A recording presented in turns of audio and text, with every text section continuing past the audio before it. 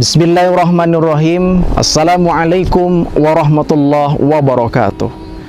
Alhamdulillahi rabbil alamin. Wassalatu wassalamu ala asrafil anbiya'i wal mursalin Sayyidina Muhammadin wa ala alihi wa ashabihi wa man tabi'ahum bi ihsanin ila yaumiddin.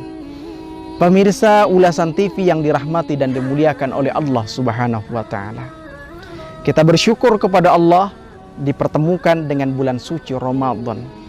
Di antara rangkaian-rangkaian ayat-ayat di dalam Al-Quran yang berkenaan dengan ibadah puasa, berkenaan dengan Ramadan, Allah Subhanahu wa ta'ala jelaskan di dalam Al-Quran, dalam surah Al-Baqarah ayat 183 sampai dengan 187. Ada 5 ayat di dalam ayat ini.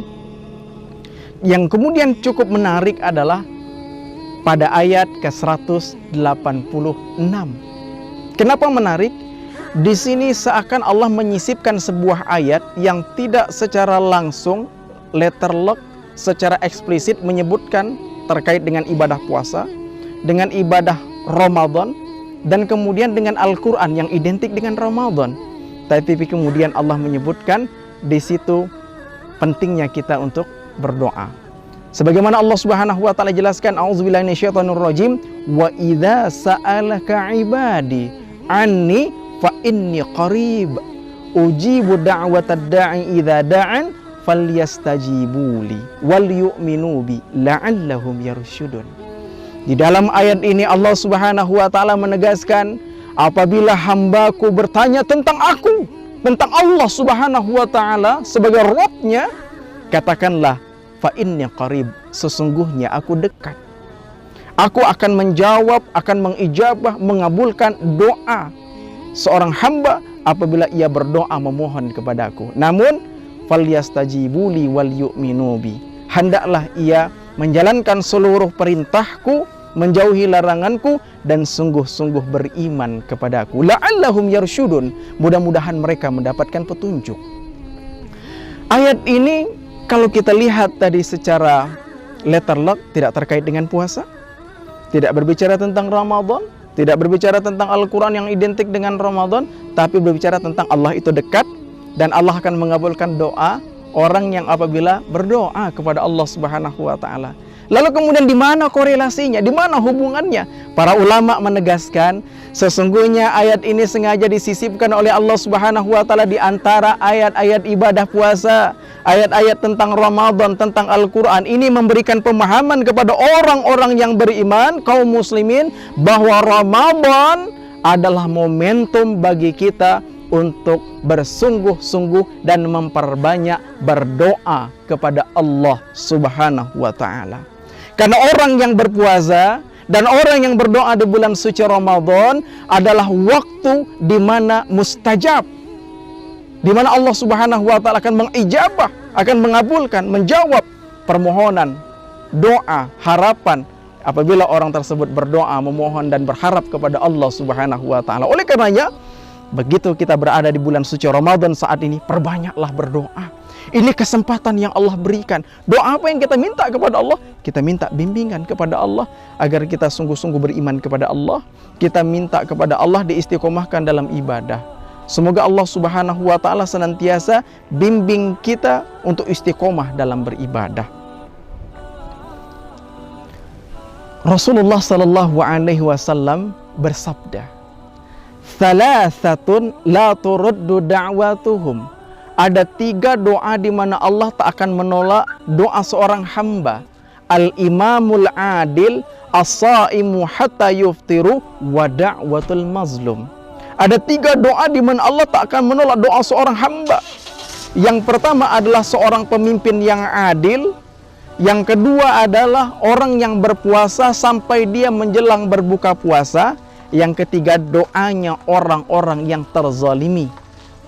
Yang pertama tadi, seorang pemimpin yang adil, kalau dia berdoa kepada Allah, maka doa dari pemimpin yang adil itu Allah ijabah. Makanya seorang ulama besar, ulama mazhab Al-Imam Ibnul Hanbal pernah menegaskan, sekiranya Allah Subhanahu wa ta'ala memberikan kesempatan kepada kita memohon kepada Allah dengan satu permohonan yang pasti Allah akan ijabah doa tersebut, maka mintalah kepada Allah dihadirkan pemimpin yang adil. Islam mengajarkan kepada kita meminta pemimpin yang adil, karena pemimpin yang adil tak hanya memohon kebaikan untuk dirinya, tetapi memberikan kebaikan untuk seluruh khalayak ramai, kepada rakyatnya, kepada orang-orang banyak, kepada kaum muslimin, bahkan kepada non-muslim, memberikan kebaikan, kehadirannya sebagai khalifah. Kemudian yang kedua, Rasul menegaskan tadi, doanya orang yang berpuasa sampai dia menjelang berbuka puasa. Oleh karenanya, sepanjang kita berpuasa, sejak terbit fajar hingga terbenam matahari, basahi lisan kita dengan banyak berdoa kepada Allah Subhanahu wa Ta'ala, beristighfar kepada Allah Subhanahu wa Ta'ala, mohon ampun kepada Allah. Insya Allah doa kita, permohonan kita, harapan kita, istighfar kita diijabah oleh Allah Subhanahu wa Ta'ala. Bahkan tidak hanya pada saat kita berpuasa sejak terbit fajar hingga terbenam matahari, maka sepanjang bulan suci Ramadan adalah kesempatan kita untuk berdoa kepada Allah Subhanahu wa Ta'ala. Manfaatkan malam harinya dengan juga banyak berdoa kepada Allah, karena dalam hadis yang lain Rasul pernah menegaskan, apabila sepertiga malam Allah turun ke langit dunia, lalu kemudian merasa malu apabila tidak mengijabah, tidak mengabulkan doa hamba-hamba yang sedang bermunajat memohon doa kepada Allah Subhanahu wa Ta'ala. Artinya apa? Allah Subhanahu wa Ta'ala di sepertiga malam akan mengijabah doa-doa kita. Tidak hanya di bulan suci Ramadan, bahkan di luar bulan suci Ramadan, namun apalagi pada saat sepertiga malam di bulan suci Ramadan. Apalagi momentum itu adalah pada saat malam Lailatul Qadar. Rasul menegaskan Lailatul Qadar adalah malam yang lebih baik daripada 1000 bulan. Kalau pada malam hari itu kita gunakan untuk berdoa, beristighfar, memohon ampun kepada Allah, melakukan amalan ibadah, maka Allah akan ijabah doa-doa kita, dan melakukan amal ibadah itu termasuk berdoa lebih baik daripada 1000 bulan, setara dengan 83 tahun. Inilah kesempatan yang Allah berikan. Ini termasuk keberkahan Ramadan, kesempatan kita bagaimana peluang untuk dikabulkan doa kita, kesempatan untuk dijabah doa kita, diberikan kesempatan seluas-luasnya oleh Allah Subhanahu wa Ta'ala. Maka orang yang beriman, jangan sia-siakan bulan suci Ramadan.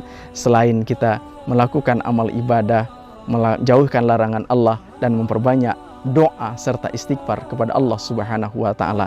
Dan hati-hati, Rasul juga menegaskan ketiga tadi, doanya orang yang terzolimi. Maka orang yang zolim, kalau dia berdoa kepada Allah, doanya lebih cepat dikabulkan oleh Allah Subhanahu wa Ta'ala. Ini memberikan pemahaman kepada kita, wahai orang yang beriman, termasuk pemimpin, jangan zolim kepada orang lain, jangan zolim kepada rakyatnya. Khawatir kalau kita zolimi orang lain, orang tersebut merasa terzolimi, lalu dia berdoa kepada Allah, kalau doanya adalah suatu keburukan, kita khawatir keburukan itu menimpa kepada kita. Oleh karenanya, kesempatan Ramadan menjadi kesempatan kita untuk banyak berdoa kepada Allah Subhanahu wa Ta'ala. Apa di antara doa yang diajarkan oleh Rasulullah SAW kepada kita? Dalam sebuah hadis, Ummul Mukminin Aisyah radhiyallahu anha pernah bertanya kepada Rasulullah, "Ya Rasulullah, kalau sekiranya aku mendapati pada malam hari itu adalah malam Lailatul Qadar, maka doa apa yang harus perbanyak aku mohonkan kepada Allah Subhanahu wa Ta'ala?" Maka Rasul menjelaskan, perbanyaklah berdoa mengucapkan, Allahumma innaka afuwun tuhibbul afwa fa'fu anni.